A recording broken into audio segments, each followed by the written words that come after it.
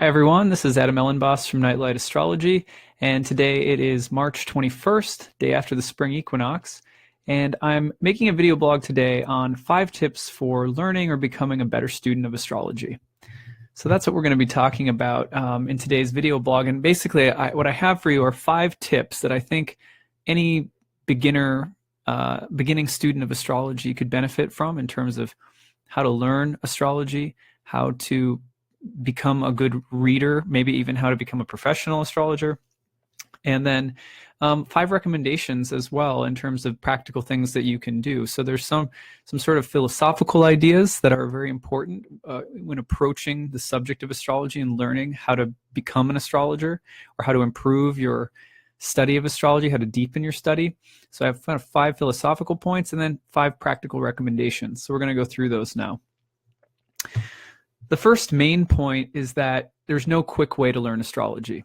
I get these questions from people quite a bit. I frequently have my own students or people who might read my daily writing sort of sending me private messages saying, hey, I really want to study astrology. Maybe I can't afford a course right now, or I don't know where to start, or I'm a total beginner, or I feel kind of stuck, like I'm on a plateau. How can I deepen my experience of astrology? How can I become a better student?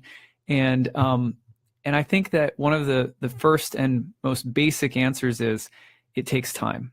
So in any practice, if you're a musician, there's going to be periods of time in the beginning. Sometimes you get really, really excited about astrology. Or you get really, really excited about music if you're a musician, or really if you're doing anything, there's a honeymoon period in the beginning. You get so jazzed about what you're learning. And then over time, you're going to hit a plateau. It's just natural. You hit a plateau where you feel like you've maxed out your ability level. Nothing seems new. Nothing seems interested. It's very common during these times to actually start doubting whether or not astrology is real or legitimate, because it seems like you've heard it all, done it all. It's not grabbing you in the way that it used to. And people can easily get just sort of oversaturated. And that happens in all practices. Like, I've played guitar since I was a young boy, not super seriously, but there's times that happen like that when I'm practicing music, learning how to play new things or learning how to play a little bit better or what have you. There's plateaus. So that's normal. It's very normal to have a honeymoon period in the beginning and to plateau later, only to be picked up by a new honeymoon period that blasts you along, and then suddenly you reach another plateau. So you have to remember that astrology is a spiritual practice. It requires no less than any other kind of practice. If you're not passionate about what you're practicing, if you don't have any heartfelt interest in it, how much harder is it going to be to, go up the mountain and hit those plateaus? So you have to have passion for it, and you have to know that it's going to take a long time. It's going to take your whole life. If you're really passionate, if you're really called to astrology, then it should be something where even if you hit those plateaus, it's going to call you back. It's going to call you back somehow in some way. But you also have to keep looking for ways to get called back. So this is all kind of part of the process. It's, again, like meditation. Sometimes in meditation practice, you get really excited about it. You start meditating every day, and you're really disciplined. And then something happens. You kind of fall off the bandwagon or whatever, where you hit a plateau where, like, you're not really getting any magical insights. It doesn't feel like you're changing in the same dynamic ways you were when you first started meditating. So all of this is normal. The first thing on my list is there is no quick way to learn astrology. Astrology takes time and practice. So for beginners, there's no quick solution. You're not going to learn astrology. I have a year-long program that I teach, and I have a second-year program that I teach. For total newcomers, I often get the question, will I be able to read charts when I'm done? And I'm like, the answer to that is usually on some level, you'll be able to read a chart. But that feeling of like, where do I get certified? Where do I learn how to do it? How do I, just kind of arrive somehow as an astrologer? And the answer is that you don't. You keep learning, you keep growing. It takes a really long time, and this is how it works. So there's no quick way to learn astrology. Astrology takes time and practice. It takes endurance. It takes being able to weather periods of doubt. It takes being able to weather plateaus that you reach. It's all totally normal. Astrology should not be considered. Sometimes, because astrology has as its goal the accurate or meaningful prediction or description of inner and outer events in life, we therefore we expect so much of astrology, and sometimes we expect very little of ourselves in return. Astrology we think of as a science, so it's like, well, if I just hit this computer screen enough with something hard, it'll break, right? It's like physics. It's like there's a law at work, and I just think it's an objective thing that should just work and work and work. And that requires nothing of me because it's just some kind of objective fact, right? But astrology does not work that way. Astrology is a spiritual science, it's not an objective mechanistic thing. There's a level at which astrology almost appears to be just an objective thing that you're doing. But if we're giving nothing back to astrology, when we hit plateaus, when we hit doubt, when we hit frustration, when we hit impatience, I want to know it all. Why am I getting stuck? Why am I doubting? Da, da, da. And we fall back and we start blaming astrology. There's a real problem there, because astrology, no one likes to say this, but astrology, you don't learn astrology unless God wants you to learn astrology.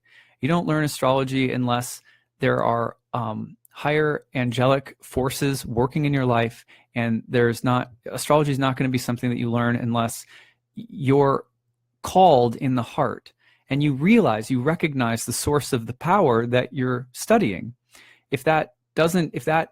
In other words, you have to give your heart to something. You have to believe in astrology. The actual meaning of the word believe comes from the idea to have something that is dear to you, or to give your heart to something.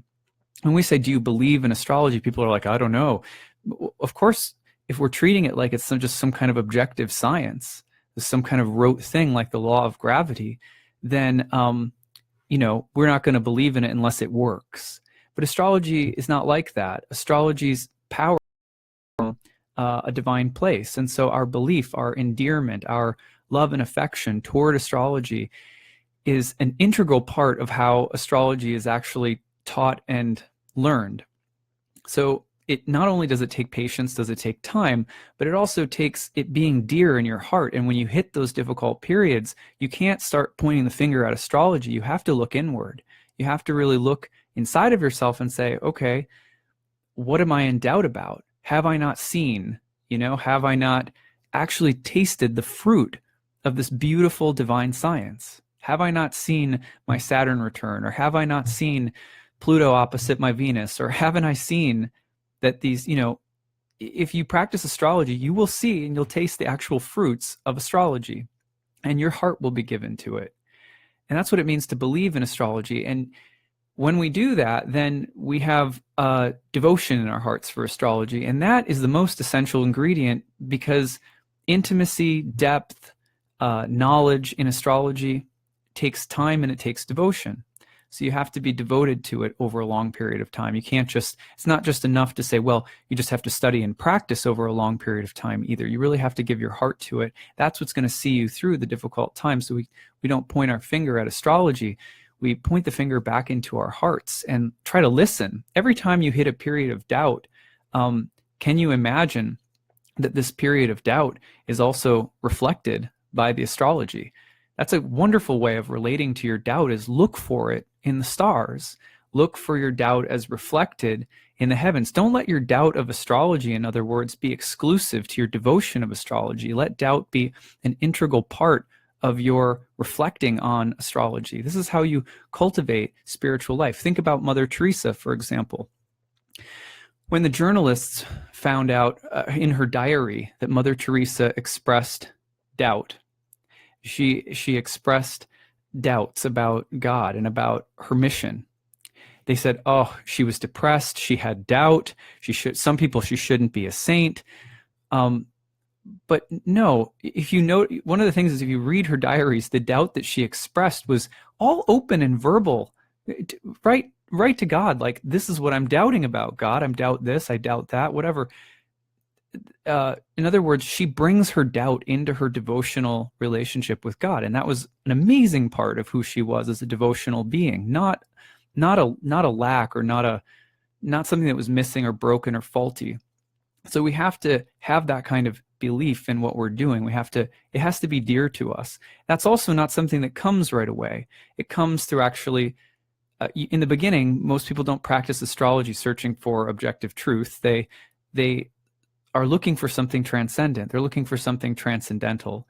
So when you approach astrology and you have this deeper experience, you give your heart to it, and you have to keep giving your heart to it for it to keep moving you and evolving your practice. So it takes time, it takes devotion, it takes practice, and also immersion is necessary. Immersion means you have to have your head and heart in astrology constantly. It's like any in the Yoga Sutras, for example, as you're learning to absorb your mind in samadhi, you have to have a relationship with Ishvara, which is God.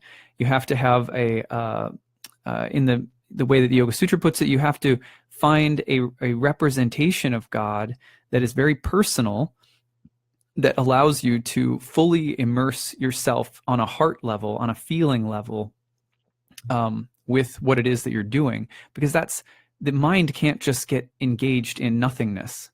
The vehicle into total absorption of the mind, transcending the limits of the material space in yoga, is dependent upon the heart being able to fully absorb itself in something.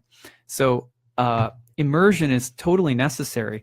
Reading friends in the astrological community, classes, charts, you have to you have to find things that keep your heart engaged. It's very important. If the heart isn't engaged, the heart grows cold to the thing that it's in relationship with. It's like any other relationship. If you're in a loving relationship with a partner and you don't spend quality time feeding the fire of your intimacy, it will grow cold. So it's the same thing with astrology. Immersion is necessary, has to come from the heart. That's belief. Okay, so that's the first thing. There's no quick way to learn astrology. The second thing is you need to find out about the field of astrology as a whole, and this takes a while. So in other words, be very careful of rushing into a particular form or a particular kind of astrology without having a broader understanding of the different kinds of forms that exist. It's sort of like going shopping. Let's say you need an article of clothing. Like, let's say you're going to the prom and you need a suit, right? It's a very important big day in a life of a senior or something, right? And they got to find a suit. They're really excited, just so excited about prom. Well, we're really excited about astrology in the beginning. One of the things that we do is we say, oh my God, just give me any suit. I'm so stoked to go to the prom. Just any path, anything that can just, get me in the mode to go. So similarly, in the beginning, when we start studying, we'll be like, traditional astrology, good, sign me up, done. Evolutionary astrology, good, sign me up, I'm done.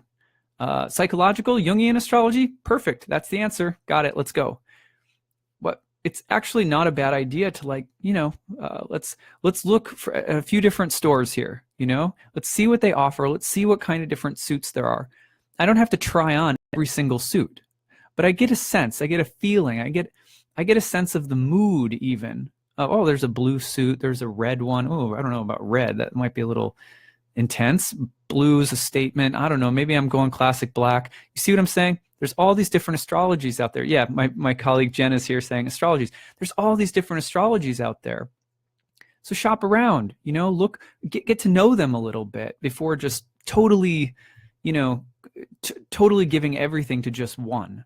Now, I know that's, everyone's process is different. Some people love at first sight. The suit, you see it in the store window, it's yours. You got it. Okay, good. I'm got it. That's it. I don't need to look at anything else. I'm not saying that kind of experience doesn't exist, but I think it's important to just get to know the field. Listen to what different kinds of astrologers are saying.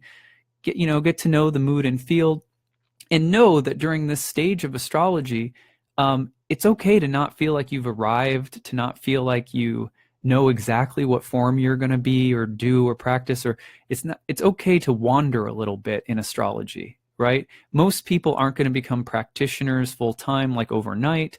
So you don't need to make a big purchase of a specific astrology right away. You can kind of get to know things. So that's my first piece of advice about getting to know the field of astrology as a whole. And this takes a while. However, my third point is eventually start digging a well. And so this is common advice that you hear in many different spiritual traditions when you're talking about finding a guru or finding a tradition or finding maybe a religious practice or something to specialize in university or what have you, or a trade to become better at, or a specialization within a field or something like that. At some point, and this is, other people may feel differently, but at some point, if you have too many shallow holes that you've dug, all you're gonna have are lots of shallow holes. If you're trying to get to water, you have to dig deep in one direction. And I really believe that that's true. At some point, we start fine-tuning our interests, and we find a niche, and we find a lineage or a tradition, or we start defining ourselves more specifically. It doesn't even necessarily have to be just one tradition as much as it is that we start to become more defined in the ideas and values that we have as an astrologer. But because we've taken some time to get to know the field, and we've done so from an open-hearted position, we're not digging a well that is also like a fort, like it's my fort well. We're like, try to block out all the other like improper bad astrologies or something like that, because we've opened our heart, we've seen, and we found it like, oh, well, this mood sort of suits me, and but I have to dig deep in one direction now. And I think that's also very normal that's going to happen over time. So at some point, you may have to dig a well rather than just lots of superficial holes. And when you do that, having shopped around, you're not going to become doctrinaire, or at least it'll really cut down on the temptation to be super dogmatic, because you'll have seen that many different kinds of astrology, many different practitioners using different kinds of tools. Oh, this guy is Hellenistic. This one's a really kind of big follower of like Liz Green in the psychological mode, or whatever, Stephen Forrest student over here, and so on. Your Uranian astrology, or it's Jyotish and Indian astrology. At some point, though, you'll start digging your own well, but then you'll say, well, gosh, I have an appreciation for, my heart is given to astrology in the beginning as a whole. And then I can become more specific. And that kind of builds what I would almost call like a kind of ecumenical or interfaith position as an astrologer. So I really encourage all of my students to do that. Even as they're taking my course, which is more, specific, I'll tell students, like, when you leave this course, and in every lesson that we have, I also try to expose them to a range of ideas that are out there. Even while I might be trying to clearly define my own in contrast to others, I still try to say, this person or this kind of tradition might feel this way about this topic, and so forth. So an ecumenical approach, but then eventually specializing and starting to dig a well if you want to find water. Now, I can't tell you exactly how to recognize where your well is going to be, but what I can tell you is this: there's going to be a feeling of something speaking to you more directly, more deeply. Something is going to start standing out to you. Dare I say it, is even truer. It's going to feel, and that it's important that we honor and recognize that truth is many and truth is one. That it seems incompatible, seems like a paradox, but something is going to start feeling more true to you. And if we've taken the approach that I've described, then we can start digging in that direction of our truth, of the thing that feels true to us, without needing to suppress other forms of astrology. So at any rate, So that's the third point. At some point, you have to dig a well rather than lots of holes. Point number 4, when you start digging a well, be sure that you associate not just with the theory, but also with practitioners who actually practice the theory. So my fourth point is really simple. At some point, you might start getting more specific. You might start, like me, saying, you know what? I've studied a lot of modern astrology, and I've studied psychological and Jungian, and I've studied evolutionary, and and I've read a lot of different modern, and then suddenly I found traditional astrology. I found Hellenistic astrology, medieval astrology, horary astrology, Indian astrology, all kind of older forms. Oh God, that's me. This feels true to me. This feels like more of the truth to me. So this is the direction I'm going to start digging my well in, right? So that's where I go. That's where I'm going. However, it's very, very important to talk to, have readings from, study with, get to know, develop personal relationships with not just the theory, but with people who actually practice the theory. So you have to, and this can be, there's a lot of ways to do it, right? It's the teachers that you have. Are the teachers that you have people who you need theoretical experts and people who research, and you need people who are historians, and you need great authors and established schools and things like that. Those are all important, but you also need that personal TLC. So if you can, is there a meetup group where people who are actually practicing, your local NCGR, or some place where you can start to find, like, are there other people who practice what I do? Like where are my evolutionary friends, or where are my Hellenistic friends, or what have you? And can you actually talk and build relationships and especially try to study with people who have flourishing practices within the specifics of the tradition that you enjoy. So let's just use an example. Let's say I'll just use my own. I get really into Hellenistic astrology. I get really into theory. The theory is all great. But then what I've really tried to do is, what does NCGR mean for those who don't know? Good question. NCGR is like a local, a national astrology organization that has chapters all over the United States. So if you search NCGR on Google and your state, if you put them in, you should probably be able to find a local group that you could attend. And a lot of times those groups are really diverse. They have lots of practicing astrologers and teachers and professionals and just hobby students from all different walks of the astrological kingdom. So it's a great way to, I've enjoyed those groups over time, and you may too. So you want to check that out. There's conferences you can attend as well. Like UAC is coming up in May. It's a huge conference in Chicago. If you can go to something like that, or NORWAC, which takes place usually in the spring in Seattle. So there's more, and maybe at the end of this, I'll put in some more links. Or Jen, if you want to pop a few in too, that would be awesome. I also host through Nightlight. You can find on my own website under the upcoming events tab. I have guest speakers that come all year round, and I try to host a diversity of kind of voices. But at any rate, being around people who, like, when I started getting I got into the theory of Hellenistic astrology. But then I was sure to have readings. Like, I had a reading with Chris Brennan. I actually sat down and heard him read my chart.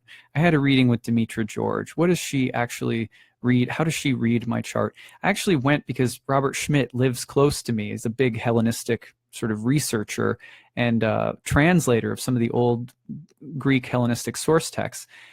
I actually went and sat down with him for an afternoon and just picked his brain. I really make the effort to, and then I have several teachers, private teachers, who are practitioners, not big names really, not like, Demetra is like a big name, lots of books, she's a very popular following. Chris too. Chris, is a popular astrology figure. But I've also made sure to develop friendships with people who are practitioners, who aren't necessarily, sometimes you have both. People are both big teachers and big names, and then they have a flourishing client practice. But I've also found that sometimes there are amazing things to be learned from people who are just straight up practitioners, and they're not necessarily on the teaching speaking circuit. And so spending time with a diverse range of people within the kind of astrology that you're drawn to, and making sure you spend time with people who are practicing with people. So you learn more about the interpersonal and how it's applied, not just the theoretical. Last but not least, my fifth point is that remember that astrology has always been a spiritual science. So it's meant to help give or build our faith in something bigger, that we belong to or are a part of something bigger than ourselves, that we're interconnected, that we live in a universe that's very magical, that's very mystical, mysterious. It's meant in my own personal, from the standpoint of my own beliefs, I believe that it's also something that helps us generate faith in God. Other people call that source or the universe. I mean, people have different divine, whatever you want to call it. But to me, it's something that generates awe and reverence and love in my heart for divinity. And I think that that's something that astrology is, for thousands of years, that's been something that not every practitioner has placed as the most important thing, but a lot of different practitioners throughout the history of astrology have talked about the connection between faith and spiritual growth and the practice of astrology. So I think that this is really important. Here's the point. If we don't, in my opinion, if we don't couple astrology with a healthy lifestyle, with spiritual practices, daily practices, if possible, if we're not, in other words, if we're not being mindful about the way we're living, not just doing astrology, but if it doesn't carry over into the health of our body, minds, and spirit, and that also translates into our community and into the world. It's very easy from the standpoint of astrology to be sort of hermetic and isolated. But if we're moved by what we see in astrology, then it's not, there's such a prejudice against the word preaching, right? And yet such hypocrisy around it. Every day we're inundated by people all over social media preaching about a million different things. In other words, they're speaking passionately, sometimes trying to convert or rhetorically persuade people of certain ideas or beliefs that they believe are valuable. This is part of the market or commerce of ideas in the social media age. It's not, there's good preaching and there's bad preaching, in other words. And it's not bad to be passionate advocate of astrology, or it's not bad to couple astrology with the things that the kind of positive change that we're trying to see in the world. I think there's sometimes a fine line between, using astrology in service of good in the world, and then on the other hand, sometimes people use astrology basically to how can I put it? Astrology can be used in service of the egoic self-absorption. Where we get into astrology because it tangles us more deeply into our own dramas in our head. And so I think we have to be very careful of that. But otherwise, I think the fifth point here is that astrology has been a spiritual science. If we don't wed it to a healthy lifestyle, spiritual practice, spiritual life, spiritual community, and trying to also do good in the world, that we have a mission of service with astrology of some kind, helping people, using astrology as a way to speak to, I don't know, anything from the rights of our fellow human beings, seeing each other as spiritual beings, or the health of the planet, or other things like that too. So astrology is not something that you're going to learn or develop a deeper relationship with unless you're also unless it's wed to your values as a person, a vision for your life spiritually, and a vision for your fellow humans in the planet. Okay, now 5 practical recommendations. These are quick. Take classes, right, and read books. These are the first 2. Take classes and read books, but not too many at once. So there's this, there's the thing. It takes time. Like, if you want to get to know the field as a whole gradually over time, that's going to take time. If you want to specialize, that's going to take time. And these are natural things that occur when you take the time. But also note that if you oversaturate with too many different things at once, like, oh, I'm going to get to know the field and I need to do it really quickly so then I can find my, my specialty or what I really like or who I'm going to be as an astrologer, and you just read in all these different directions, it can get like a soup in your head. And I have students that are like this, and then they'll say to me, gosh, I feel like astrology can just make anything sound true. Like astrology is just sort of like anything goes, everything's, like everybody you use the chart to say whatever you want to say or make anything true. And I'm like, how many books have you been reading? Like what is your astrology diet like right now? And often the answer is, oh yeah, I've got my head in like 10 different books at once.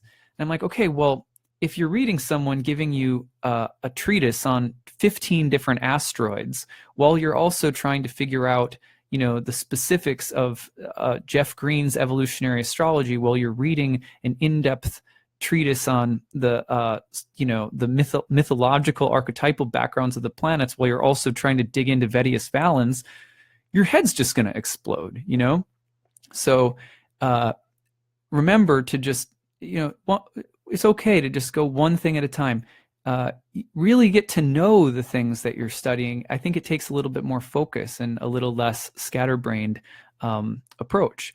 That doesn't mean you can't read. It's not a strict rule I'm trying to lay down here or anything. It's just be careful of oversaturation.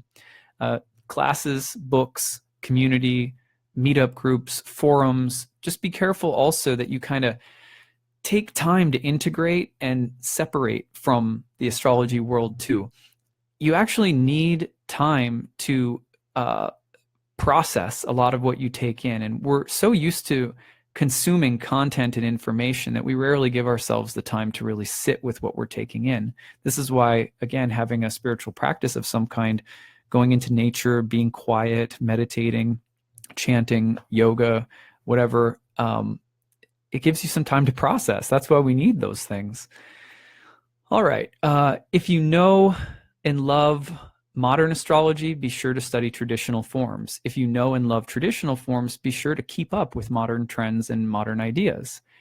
The reason for that is that we're in a unique moment in the history of astrology where there's a sort of rebirth of traditional forms, while there's also a lot of really interesting and forward-thinking things that are happening. So we need to not, even if we find a specialty, like it's a good idea to just, occasionally, get out of our cubbyhole of specialization and just check out, see what's going on, what's out there. Okay, so that's my third. Be sure to stay sort of somewhat cosmopolitan as a student, no matter how specialized you may become. Fourth is think less about becoming someone in the astrology world and think more about serving others. One thing that I'll never forget that Stephen Forrest told me when I had a first reading with him and I was sort of a young astrologer, my full-time practice had just started, and I asked him some questions. And one thing that he said to me, I'll never forget, is he said, just work on being you and, doing astrology for people and helping them. And don't worry about, branding yourself or becoming something big or special or trying to get noticed or recognized. Just kind of do you and try to help people. That's vintage really good advice from someone who has been in the field for many, many, many years and who has defined himself, but is also just truly a very authentic human being. So I really appreciate Stephen for that reason. But that happens to us when we're studying astrology. Over time, we start thinking, okay, I'm starting to see clients, or maybe I'm thinking of getting a certification or something like that, and I'm going to take a course and getting more serious. How am I going to be unique? How am I going to be different? What's my blog? How am I going to make money? We start thinking about those things, and really those things happen naturally along the way. We should really trust that the form of who we are as an astrologer will come first and foremost through our devotion to astrology, through our association with people in open hearts and open minds, and through being devoted to astrology, to just loving astrology and to wanting to help others. The uniqueness of your offering will come through that. So just stay with that.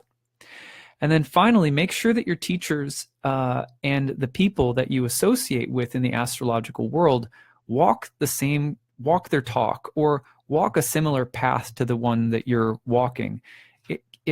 it doesn't mean that you have to form a clique or a cult or something like that, but it's very important that you start also, if we have standards for ourselves as spiritual beings and we have teachers that we're studying under really a lot, we're becoming entrained to the people that we spend time with. So when you get more focused in a class or a discipline or a theory or something like that, a very practical piece of advice is make sure that you actually respect the people that you're studying under. Make sure that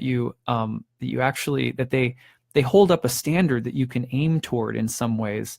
Nobody's perfect, but it's good to have at least a few teachers that in not just their knowledge of astrology, but in their practice of being human, inspire you. So that's also important. And I've had the good fortune of having teachers like that in my life who, they elevate me not just in what I know, but in my heart. They actually bring me to more of my heart. My heart opens bigger because of how they live life, and I think that's really important as well. Last thing to say is, again, beware. Astrology requires patience. We don't like to sit down to meditate in the beginning of a meditation practice because we say, well, I can't do it, right? Like, I try to sit down to meditate, but I can't do it. Well, of course you can't. That's why you're sitting down to meditate, right? Like, the whole point of meditation is that you sit down to learn how to quiet the mind, how to open the heart. You're learning how to do that. You can't just expect to sit down and do it. It's not like you're saying, okay, throw this ball. You either can do it or can't do it. So it requires humbling ourselves and having patience, because just like you don't know how to meditate when you sit down to meditate, you don't know astrology until you sit down for a long while and just keep doing it. Then it comes through the heart, giving itself in that space frequently. So beware. It takes patience. It takes time. There is no quick way. But if your heart stays open and your mind stays open, I think you're sure to find good things. So shameless self-promotion.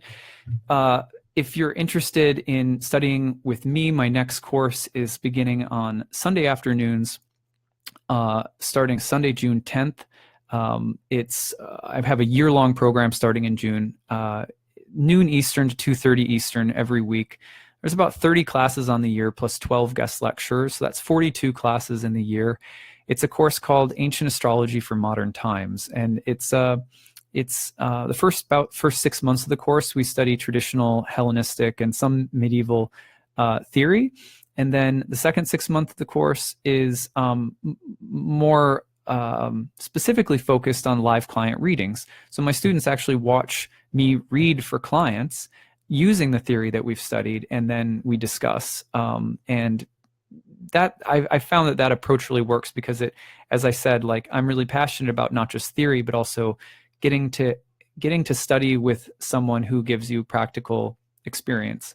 I think that's important whether you study with me or someone else, but because theory isn't enough when you're studying. You need actual kind of like a clinical or a practicum. You need some kind of hands-on experience if possible. Even a teacher who will let you observe some of their sessions at some point. There are lots of people out there, there's astrologers out there that do that kind of thing.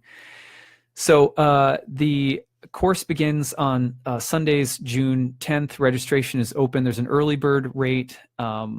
And then there's a full rate with a 12-month payment plan if you can't afford the early bird rate.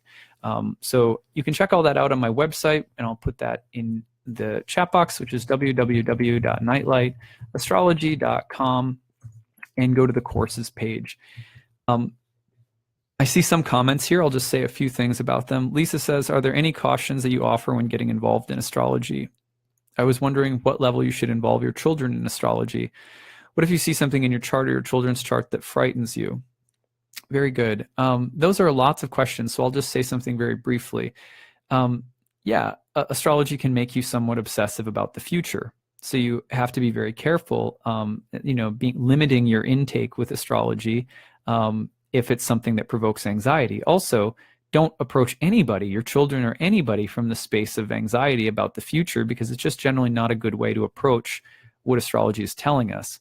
If you can approach somebody from a place of gentle concern or what have you, and they're a client and they're asking for advice, then that's a different subject. But generally speaking, I say, if astrology provokes anxiety in you, then either it may not be for you, or you have to be really careful with yourself if that's something that's happening.